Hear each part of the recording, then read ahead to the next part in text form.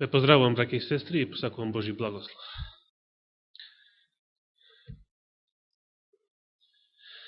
Фатија жешките денови, но истовремено тие денови се и многу светли денови. Барем по тоа е позната нашата земја, која што сака и на своите национални символи да го става сонцето. Јас би сакал денес да започнам со една тема која што може би ќе продолжи следната сабота сигурно, а за воиднина не знам, не гарантирам.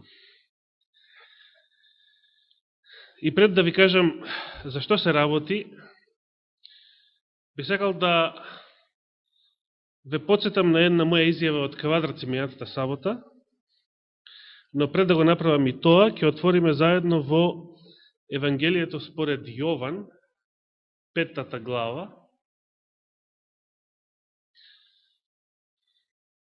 Евангелие според Јован, 5 глава.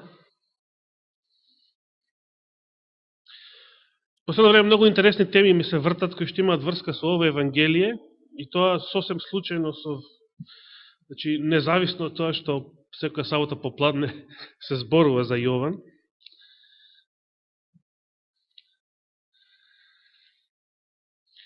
Како и да е, тоа значи дека овие мисли, кога ќе дојдат повторно на ред, овие стихови, мислам, кога ќе дојдат повторно на ред за сабота попладне, повторно ќе се кажуваат, и со тоа нивната поука може да биде по-приемчива, по-разбирлива.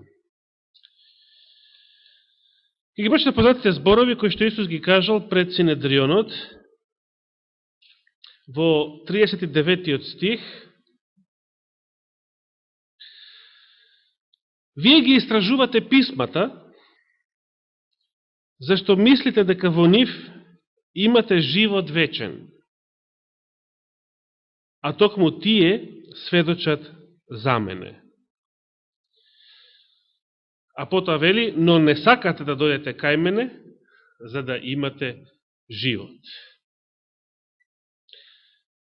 Беше поставено едно прашање од брат Часлав, деновиве,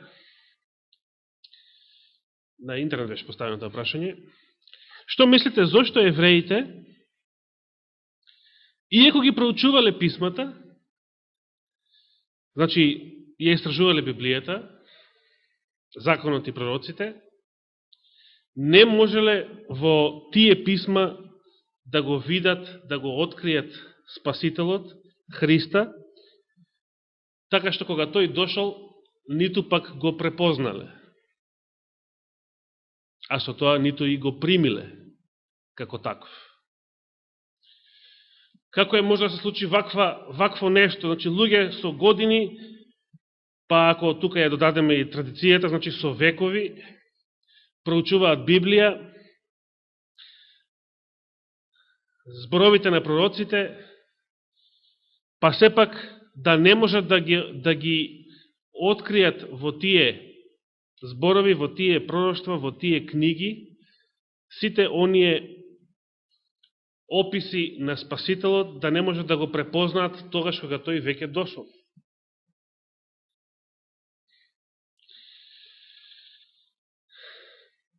Одговорот што јас го дадов гласеше слично на ода реченица што ја кажа во Кавадарци. Кога ја проучуваме Библијата,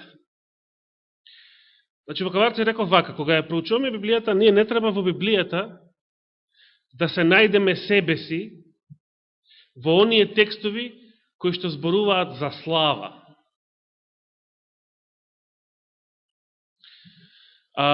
Например, адвентистите се склони така да прават, како и евреите. Јас кога прв пат дојде во црква, од проповедникот ми беше кажано дека Јован Крстителот бил вториот Илија, а третиот Илија кој е? Тоа сме ние, адвентишката црква е третиот Илија.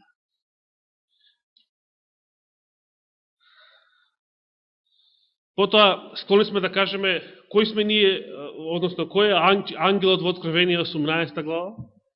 Тоа сме ние. Или ако не целата црква, тоа се некои од нас. Некој остаток во самата црква. Некои реформатори во самата црква. Евреите го правеле истото. Тие ги читале светите списи, меѓутоа во нив тие ја барале својата слава. И сега ќе видиме во продолжение што им кажува Исус. Значи, застанавме кај 40-тиот стих,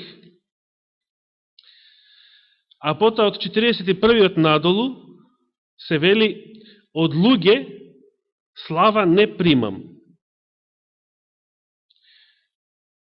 Но јас знам дека во себе љубов Божја немате. Значи, еве една причина. Дали може да ја проучувате Библијата, а да немате Божја љубов во себе? Како е тоа можно? Можно е ако во Библијата ја барате својата слава. Се сеќавате, пред многу години ви го цитирав она пророштво од Елена Вајд, беше во избраните сведоштва, не сеќавам точно сега каде, каде што таа вели: некој ќе дојде, беше тоа во контекстот на последниот Илија, некој ќе дојде, сега само ќе го парафразирам,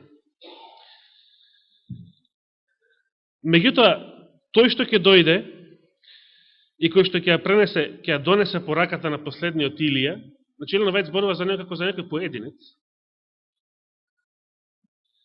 нему водачите на црквата ќе му се обратат и ќе му речат со наши зборови: абе, кој си ти да ни делиш памет? Односно, Елена Вајд вели дека ти не си доволно учен, така ги потребува тие зборови, ти не си доволно учен за да можеш нам да ни ги толкуваш овие работи.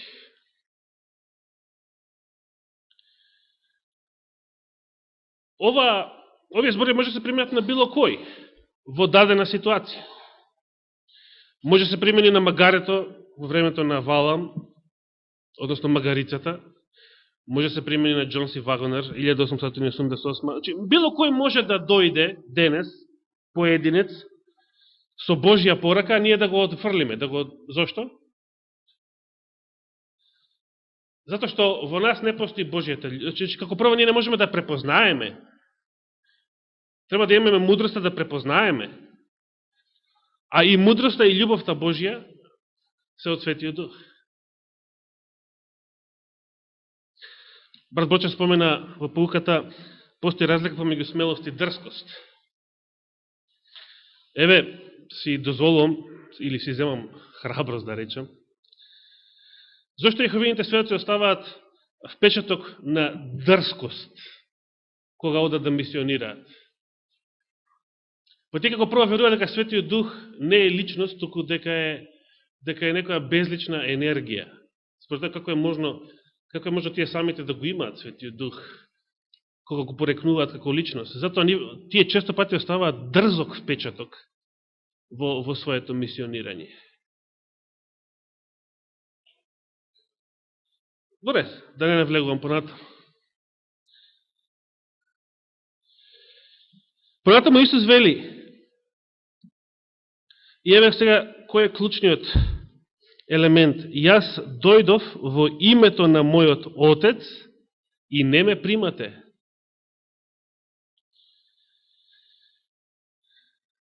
Исус дошел во името на Отецот, значи на еврејскиот Бог, бидејќи паганските народи не го обожувале тој Бог, и го обожувале паднатите ангели. Или некои своји измислени божества, или некои луѓе кои што биле прогласени за божества. Јас дојдов во името на мојот Отец и вие не ме примате.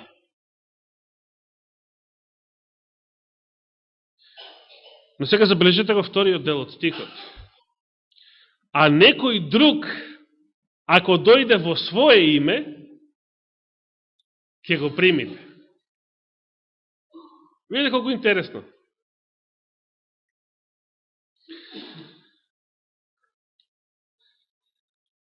евреите, историјата познава повеќе случаеви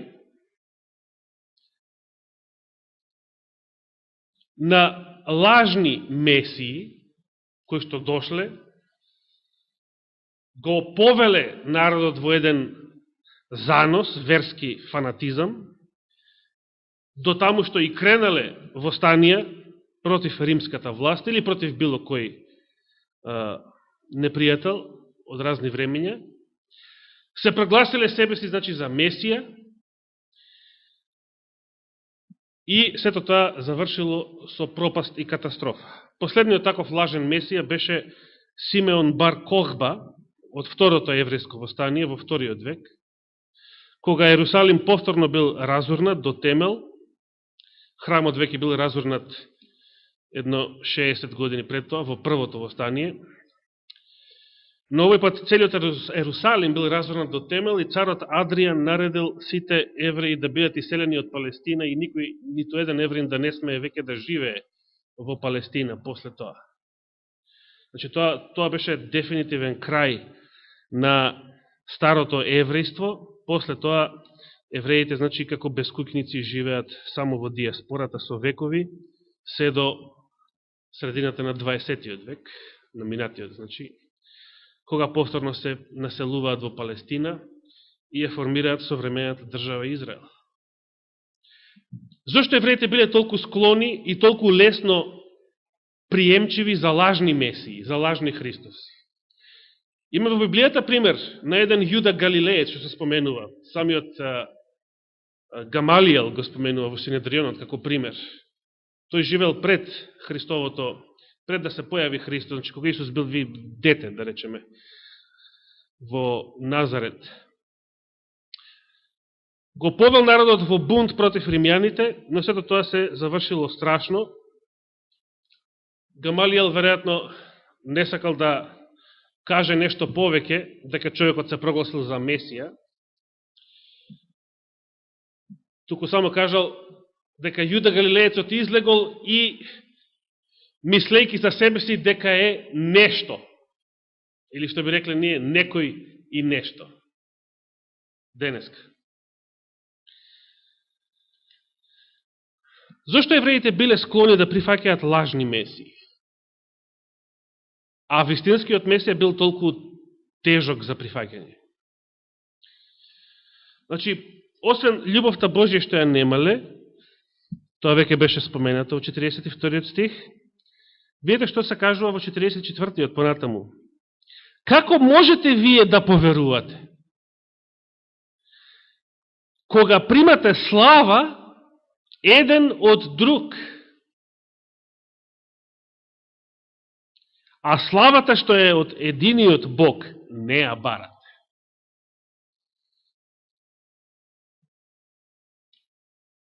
Ова е причината за која што ја сакам да размислуваме. Читајќи ги светите списи, евреите во нив ја барале својата слава. Сакале да примаат слава еден од друг. Се разбира, тоа е нешто што годи на грешното човечко срце. Например, и Пилат и Ирод Антипа биле доста скарани меѓу себе, како ривали. Двајца вазални, значи едниот бил римски наместник, другиот вазален крал. Антипа никојаш не бил задоволен што Јудеја, јужната провинција, е директно под римски наместник. Тој сакал, како во времето на татко му Ирод големиот, да биде целата хананска земја под негова власт и можеме да си претпоставиме зашто не се мирисале со денешен речник. Меѓутоа Пилат, кога имал проблем со Исуса, со тој жежок компир, му текнало шанса да се ослободи од Исуса, ќе го пратам кај Ирод, па он нека му суди, он нека се расправа со него, јас да си останам на раат. И Антипа тоа го сватил како чест, него му годело да прими таква слава, од представникот на римскиот Цезар. Дори писмото вели потоа дека после тој настан, овие двајцата се смириле меѓу себе. Почнале да се сакаат. Како што сега се сакаат Бранко и Љупчо, под наводници тоа сакаат.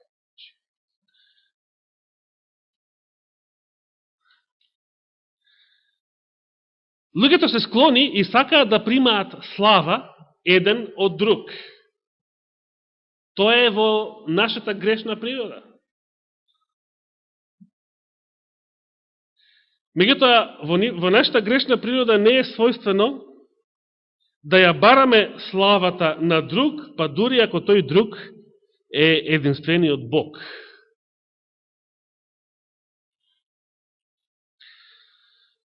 Ајде да довршиме главата. Немојте да мислите дека јас ќе ве обвинувам пред Отецот. Има кој ќе говори против вас, Мојсей, на кого вие се надевате. Зашто ако му бевте верувале на Мојсей, и мене ќе ми поверувавте, зашто тој пишуваше за мене. Ако пак на неговите напишани работи не поверувавте, како тогаш ќе им поверувате на моите зборови? Темата би ја насловил Божијата слава.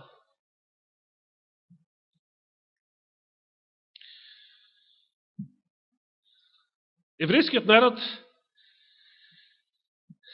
не ја побарал и не ја барал Божијата слава во сето ова.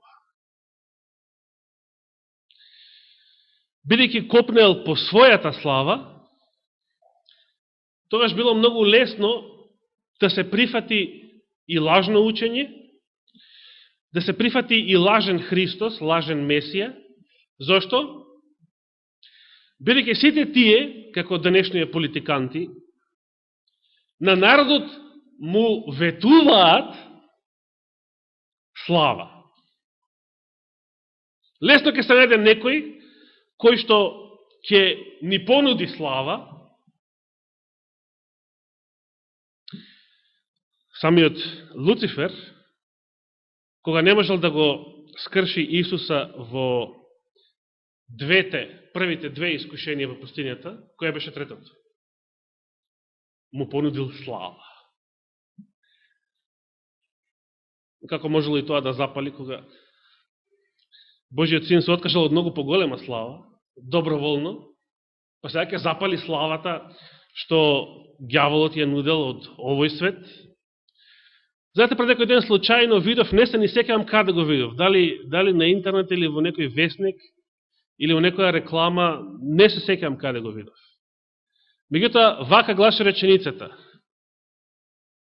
Ќе ви признам дека јас многу не сум упатен во тоа која е личноста што ќе ја споменам. Меѓутоа, реченицата гласеше вака: дури и јас, кога ќе се разбудам наутро од кревет, не личам на Синди Крафорд. А одоздола подпишана, таа што ја дава таа изјава, Синди Крафорд.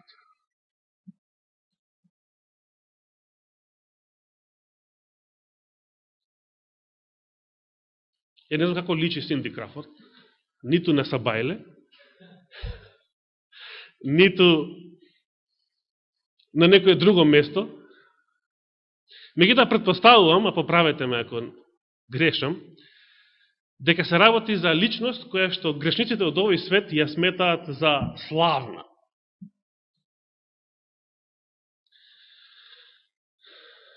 Што е тоа што луѓето од овој свет го прават за да бидат славни?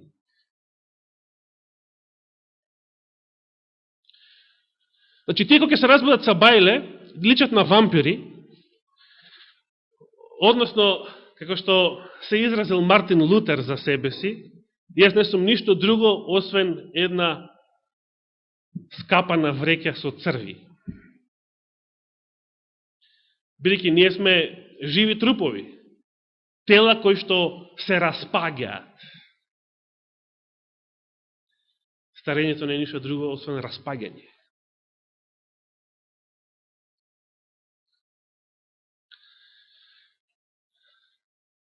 Зошто луѓето сакаат, и се разбира тие кои што тоа најмногу може да си го дозволат, најмногу и го прават, тие што имат повеќе финансиски средства, во овој свет зборува, сакаат што е можно поубаво да изгледаат.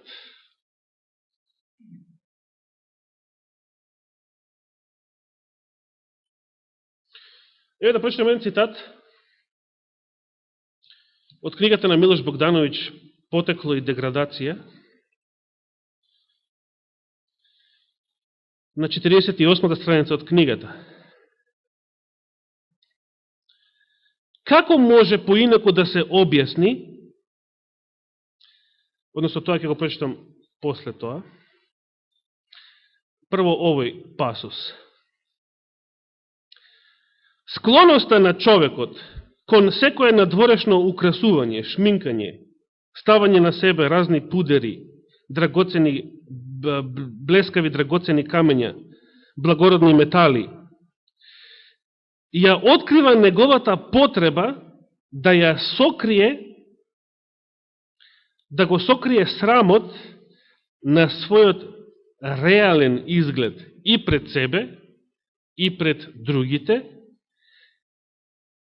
за да го надомести на тој начин што?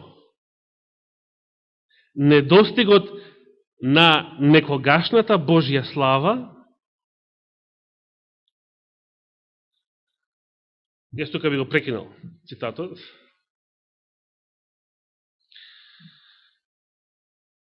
Секој човек во себе, длабоко во својата свест, задржал некое сеќавање, некој спомен од Божјата слава.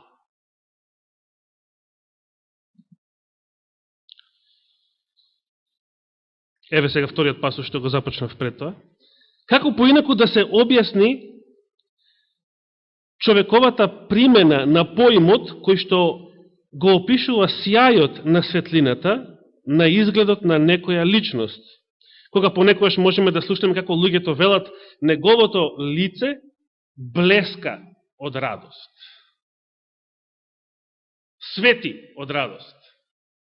Зошто луѓето, кога сакаат да ја опишат радоста што се изразува на нечие лице, го употребуваат овој глагол, блеска, свети.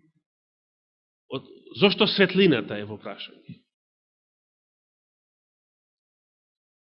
Зошто на некои славни личности од овој свет, некогашни цареви или кралеви, меѓу друго останатите титули им се обраќале и со ваша светлост.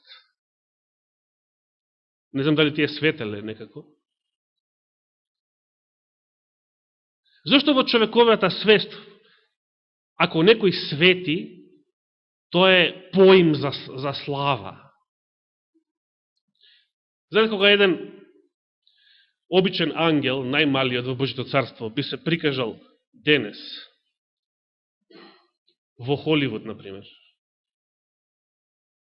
со својата вистинска слава, како што изгледа, знаете како би реагирале луѓето во овој свет, вклучувајќи ги и тие најславните, како секој мајмун, кога некаде ќе избие пожар или оган. Сите животни бегаат од оган, бегаат, се плашат инстинктивно од манифестација на светлина.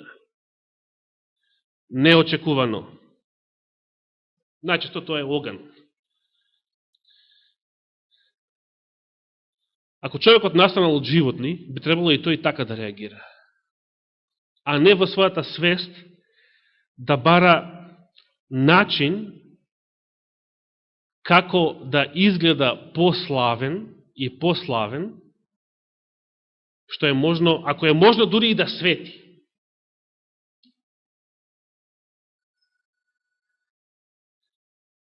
Или братот Милош поставува едно друго прашање. Како е можно со помош на теоријата на еволуцијата да се објасни дека во овој свет попрво обстанале оние организми кои што имаат чувство на срам од оние кои што воопшто го немаат. Кој има повеќе предност во борбата за опстанок? Оние кои што имаат срам или оние кои што немаат?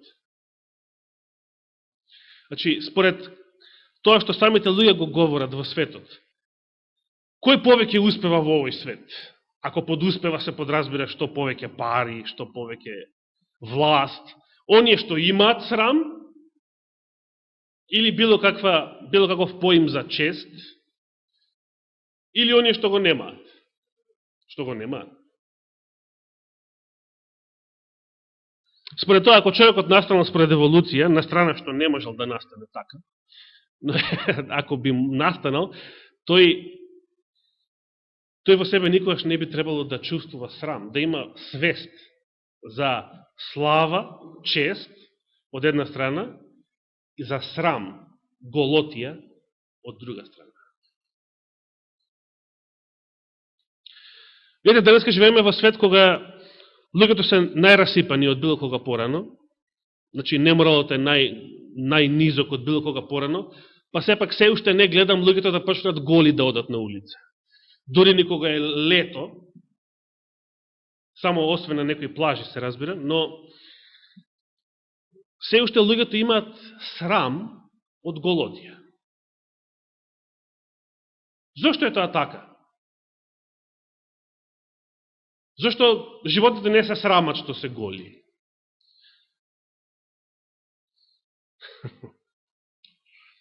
Знаеме зошто.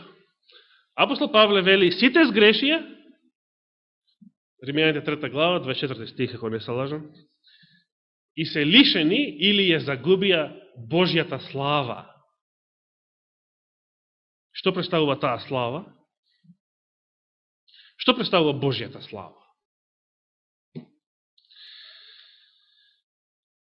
Да прочитаме еден многу убав текст. Односно, ќе прочитаме два текста за сега.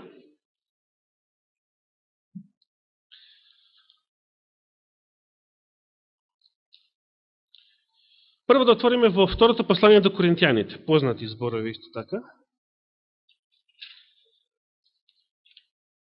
Но овој пат нема да се задржуваме многу на нив, како во случајот кога зборувавме за Стариот и Новиот Завет. Туку само ќе се подсетиме на нив. Второ послание до Коринтијаните. Која глава?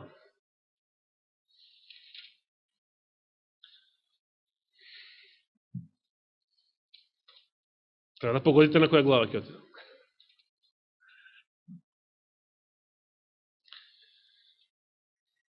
Се разбира, ќе погодите ако сте добро запознаени со Библијата. 3 глава.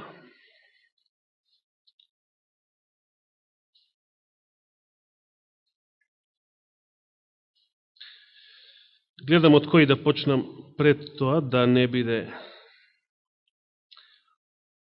Ај, од 11-тиот ќе започнам.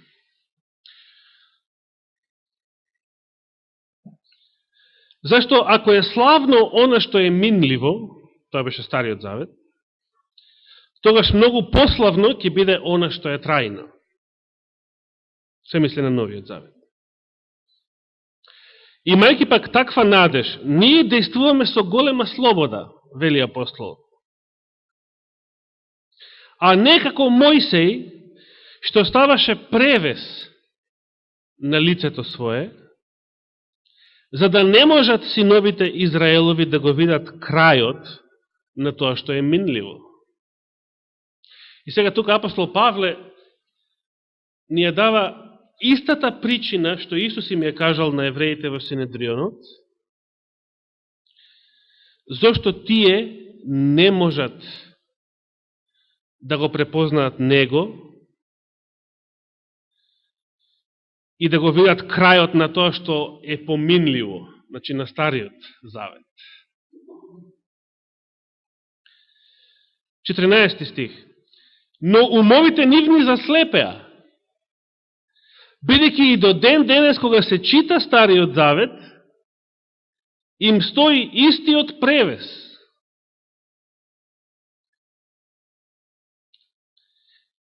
Зашто само Христос го симнува.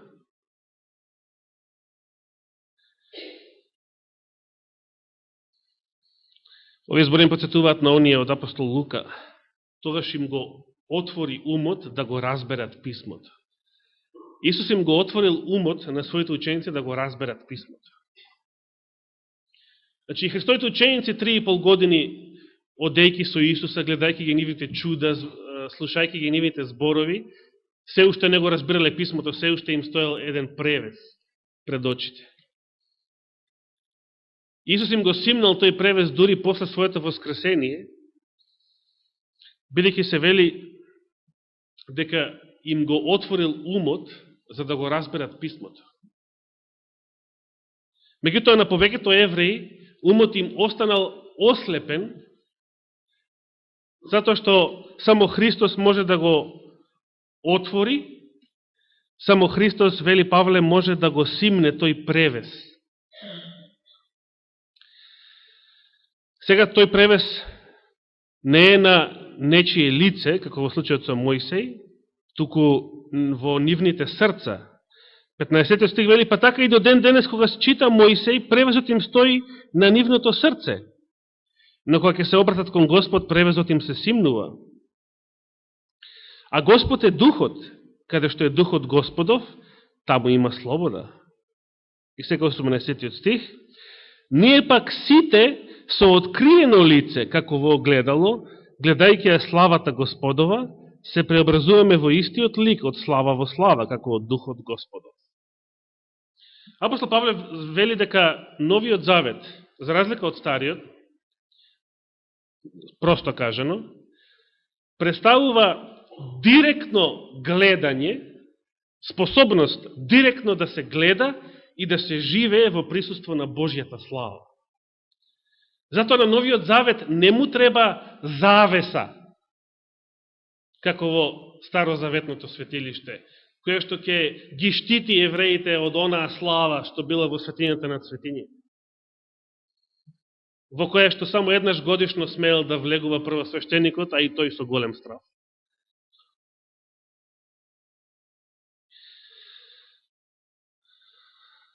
А зошто пак се споменува превезот на лицето Мојсеево? Зошто буквално Мојсей требал да носи, да биде облечен како муслиманска жена, кога се симнувал од гората Синај? Да го почитаме тој текст во втора книга Мојсеева, 34 глава. Значи, Излез, втора книга Мојсеева,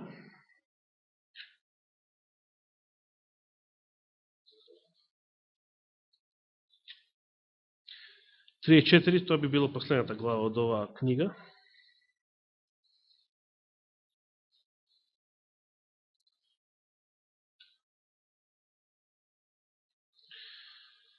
Од 29 стих читаме. Излез, втора книга Мојсеева, 34 глава, од 29 стих. Кога Мојсей се симнуваше од планината Синајска, ги држаше во рацете своји двете плочи. Но слегувајќи од планината, Мојсей не знаеше, немаше огледало со себе, Мојсей не знаеше дека кожата на лицето му зрачи. Мојсей светел. Тешки милиарди би дале денешните богаташи да светат како Мојсей, кога се симнуваше од гората Синајска. Можеме и да се го замислиме ово. Зошто светала кожата на неговото лице? Зашто Бог разговараше со него. Целата планина светала, горела од Божјата слава.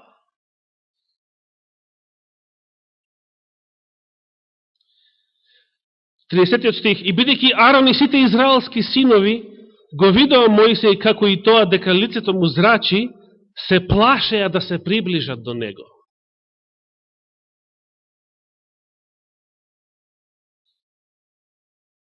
Ако синовите Израилеви се плашеа, што остана за паганиве? Како би реагирале денес грешниците во овој свет со се нас самите, кога би биле сведоци на Божијата слава?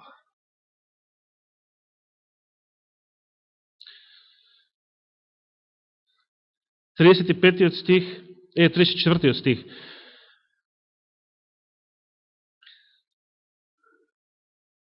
Подобро 33-тиот. А кога Мојсей престана да зборува со нив, го покри лицето свое со покривало, ево го тој превес.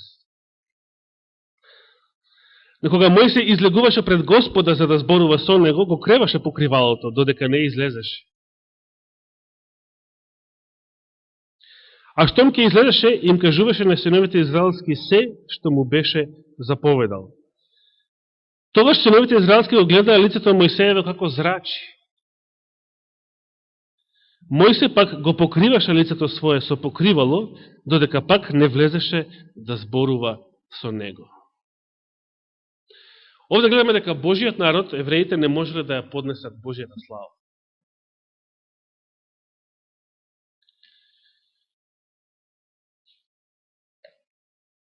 Адам и Ева кога сгрешиле, можеле да ја поднесат Божијата слава? Бегале, се плашеле, се криеле. Зошто? Кога единствено, како што вели Елена Вајд во книгата Патриарси и пророци, кога тие можеле со радост да го пречекаат својот Создател, секогаш кога доаѓал да ги посети во градината? Пред гревот. А зошто? Која е разликата? Од внатре знаеме која е разликата. Чувство на срам, вина и така натаму. Заради таа причина и ден денес ние не би сакле да се појавиме пред лицето на некој кому му должиме нешто. Или сме му сгрешиле нешто. Освен ако не сме така просветлени да се покаеме и тоа да го решиме на христијански начин.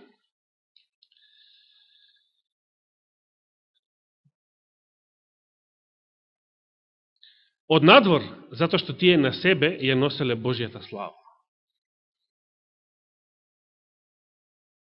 Човекот бил облечен во Божијата слава. Тука ќе престанеме, но како вовет во следната сабота, ако даде Господ живот и здравие, ќе завршам со еден друг познат текст. Книга на пророкот Езекиел, 1 глава.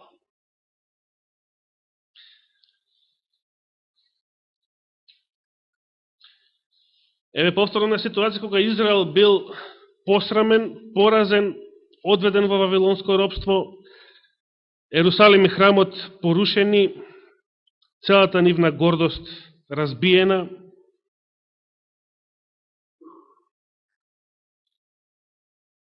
И тогаш Езекиел ја прима својата прва визија.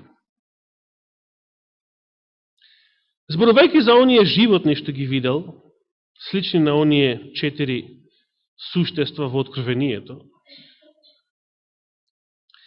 од 26 стих па натаму, пророкот вели над сводот пак, над главите на овие животни, на овие ангелски суштества, имаше нешто слично на престол, како да беше од каменот сафир. Ако се сеќавате на некои проповеди од брат Борче, знаете зошто бил од сафир престол. А на престолот од озгора нешто слично на човек. Не вели човек, туку нешто слично на човек седеше на престолот.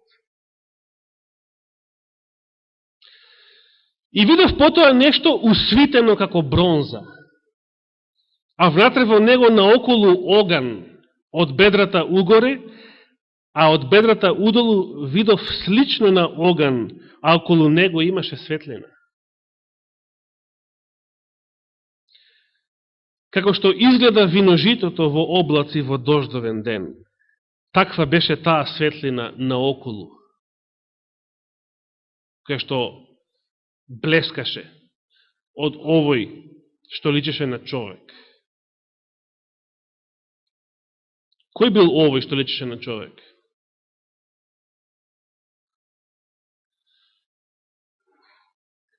2 глава 1 стих. Такво беше видението на сјајот од подобието на славата Господова. Пророкот ја видел во визија славата Божија.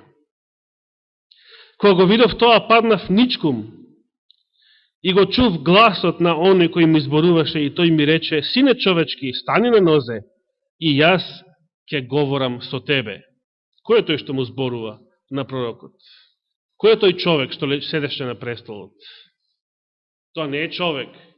Пророкот не видел човек што седи на престолот, туку некој што личеше на човек. Зошто личеше на човек? Затоа што човекот бил создаден според Божиот лик, според ликот на оној што седеше на престолот. А околу него оган и сјај и светлина, наречена Божијата слава. Ке продолжиме следната сабота. Нека му е фала и слава вечно. Амин.